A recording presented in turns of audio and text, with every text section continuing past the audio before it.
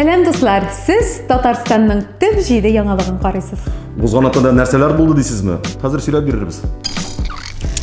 Узган атнада Дәүләт Думасы берничә карар, законнар кабул итә. Беренчедән, Россия Конституциясе халыкара кануннардан үстен булачак. Шул эштәлектәге төзәтмәләр 5 кодекска һәм 115 законга кертелә.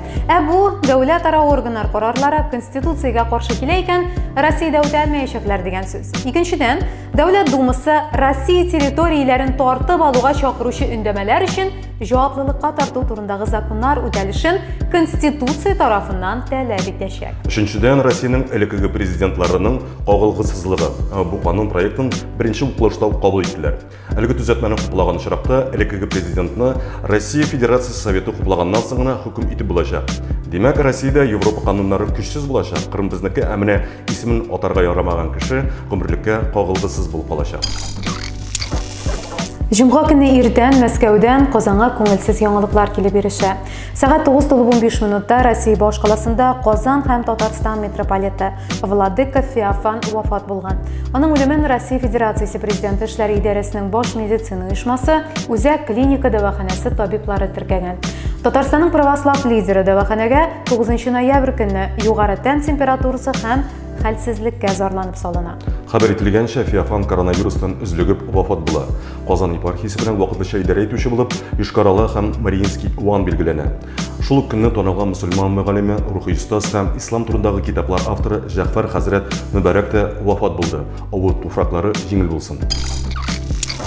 Россия Федерациясенең монополиягә каршы федераль хезмәте Нижнекамск нефтехим оешмасын синтетик каучуклар базарында көндәшлекне саклау канунын бозганы өчен миллиард ярым сумга штрафка тарткан. Ачыкланганча, авыр 2020 елның гаебе юк монда. Бу эш 2019 елга бәйле. Нефтехим үз шартларын билгеләүдә, намуссыз уеннар оештыруда һәм гомумән начар гамәлләр башкаруда гаепләнә. Миллиард ярым шактый күләмле акча. Нефтехим алтын кыймый бит. Шуңа күрә арбитраж судына мөрәҗәгать иткән. Ел ахырына кадәр ике якта кемнең гаепле, кемнең хаклы булуы турында ахыргы карарны ишетергә тиеш булачак. Ярый әле гүзәл, синең белән безне фас берни дә гаепләмәй. Ә бит иң яхшы яңалыклар алып баруда гаепли алырлар иде. Россия президенты Владимир Путин Татарстанның элеккеге икътисад министры Артем Сдуновны Мордовия Республикасы башлыгы вазифаларын вакытлыча башкаручы итеп билгеләде. Бу урын моңа кадәрге губернатор Волковның отставкага китүеннән соң буш калды. Регион җитәкчесе вазифасына вакытыннан алдан сайлаулар 21 елның сентябрендә генә узачак.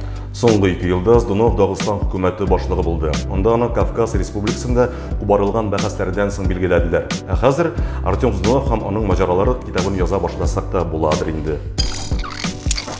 КФУ ректоры Илшат Гафуров ел ректоры милли премиясе лауреаты булды.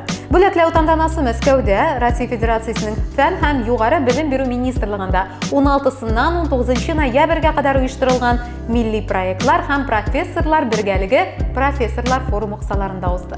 Барлыгы 10 ректор бүләкләнде. Ел ректор милли премиясе Россиядә беренче тапкыр тапшырылды. Султан Сөнгатуллинның «Танцуй в углу» фильмы Төркиядә узган халыкара документаль кино фестивалендә бүләк алды. Әлеге фильм Казанның инклюзион театр мәктәбе биючеләре турында. Султан Сөнгатуллин аларны тормышны яратучан, көчле рухлы итеп күрсәтә. Узган атнаны менә шундыйрак яңалыклар белән йомгакладык. Киләсе очрашуларга кадәр. Сау булыгыз. Исән сау.